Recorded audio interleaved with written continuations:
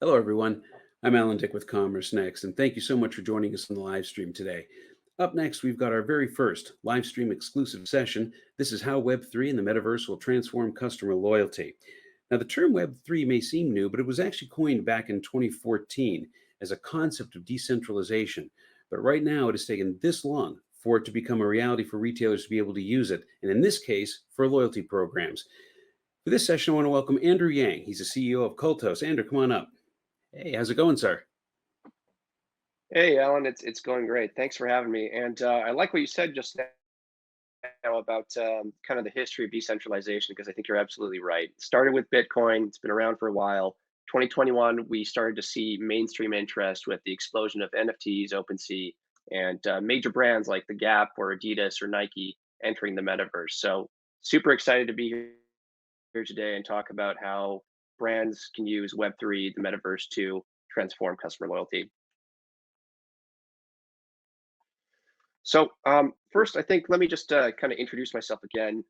Want to welcome everyone for joining the live stream. My name is Andrew Yang. I'm the CEO of Cultos, and Cultos is really a platform which enables any direct-to-consumer brand to bring their rewards, loyalty, and community building to Web3. So practically speaking, we provide tools for a brand to launch a branded token and NFT rewards and use them to incentivize their customers for actions which help the brand succeed. And I'm here today to really talk about why brands are thinking about Web3, the metaverse, and the advantages it provides to things like loyalty and community management. So, first of all, what is Web3?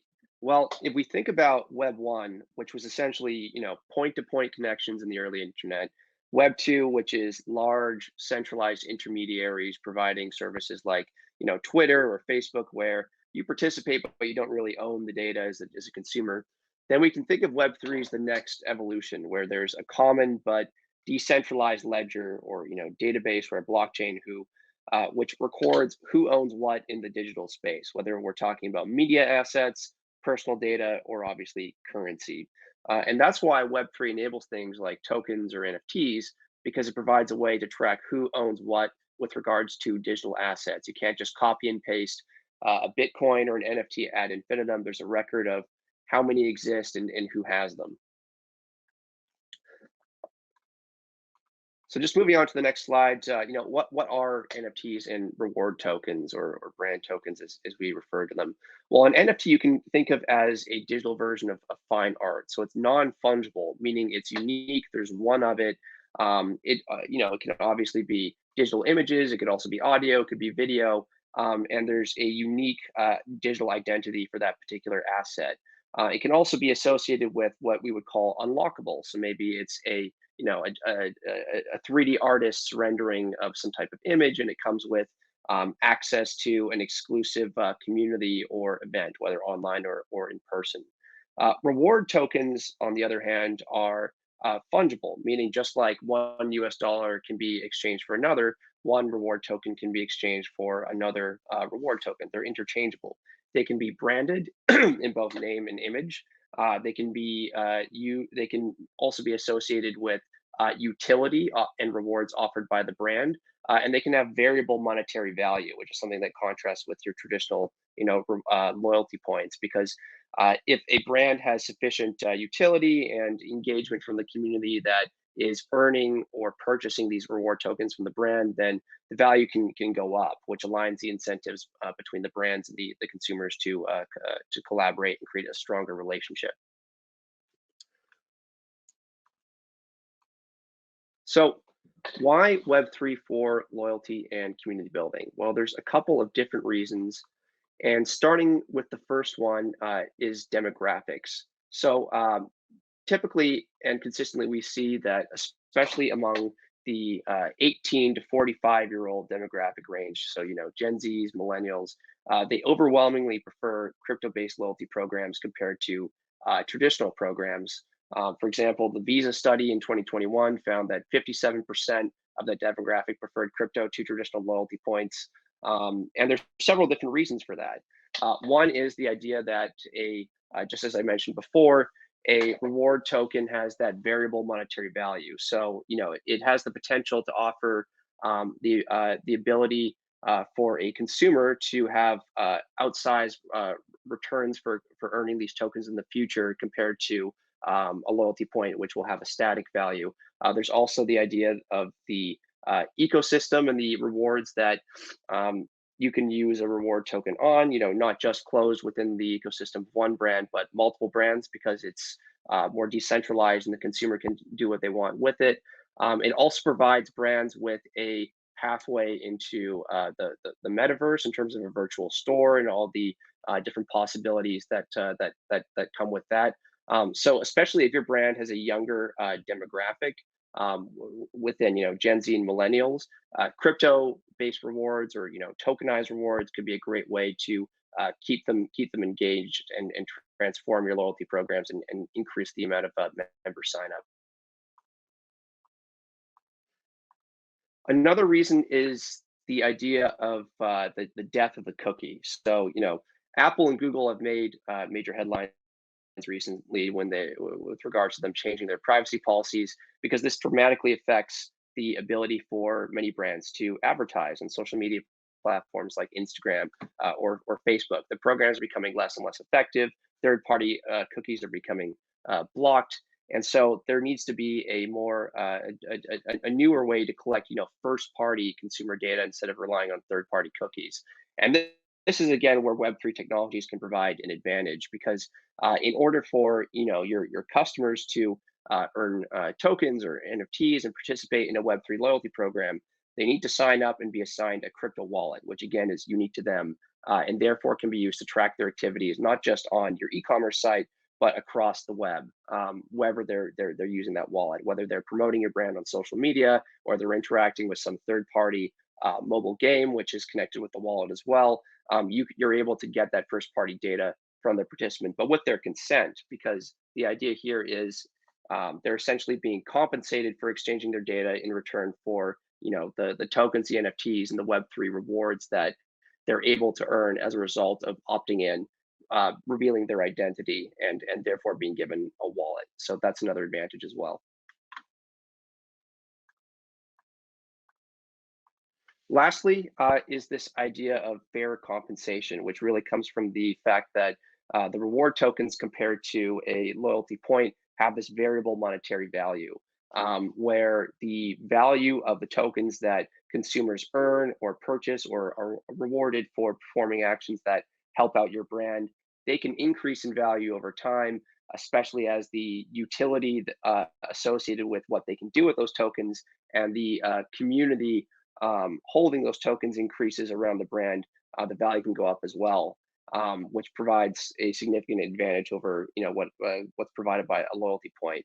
So you can almost compare the example to being an early investor in a startup, like let's say at the pre-seed stage, where in the beginning you believe in the company, you invest in the startup, and then when the startup one day IPOs, you see the upside. Very similarly, especially if we're talking about an emerging brand, with a early but dedicated consumer base, those consumers are really the driving force in terms of spreading awareness of this brand through word of mouth.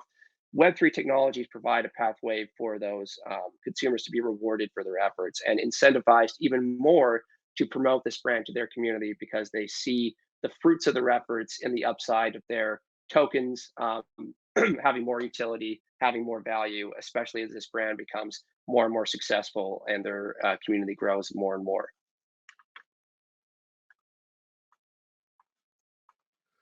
So let's talk about an example of how a Web3 product could work for loyalty, just kind of using Cultos as an example. So, with Cultos, a brand signs up and they can either install our e-commerce widget on platforms like Shopify, or connect their own app to our API. So in terms of using the Web3 technology today, it's very simple to just embed it into what you're currently using from an e-commerce perspective to sell and to engage your existing customers.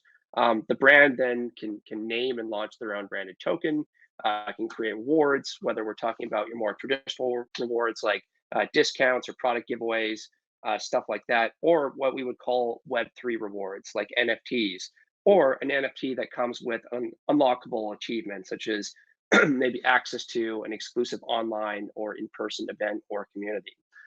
Then the brand sets up a campaign, such as rewarding customers with tokens for promoting them on social media, as an example, which in effect turns their normal customers into nano-influencers who have a small but very relevant following because it's really their friends, their family, like-minded individuals like them.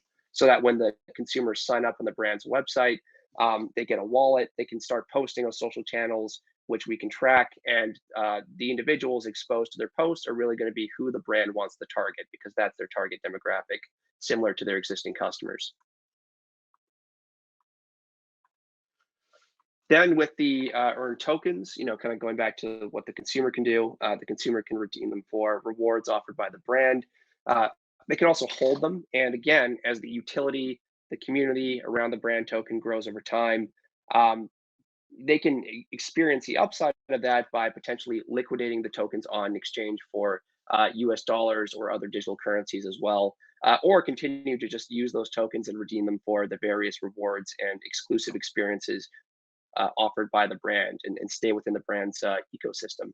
The brand is able to, again, track all these actions that the consumer performed because they opted in, they created the wallet, their activity, whether it's promoting them on social media, can be tracked across the web.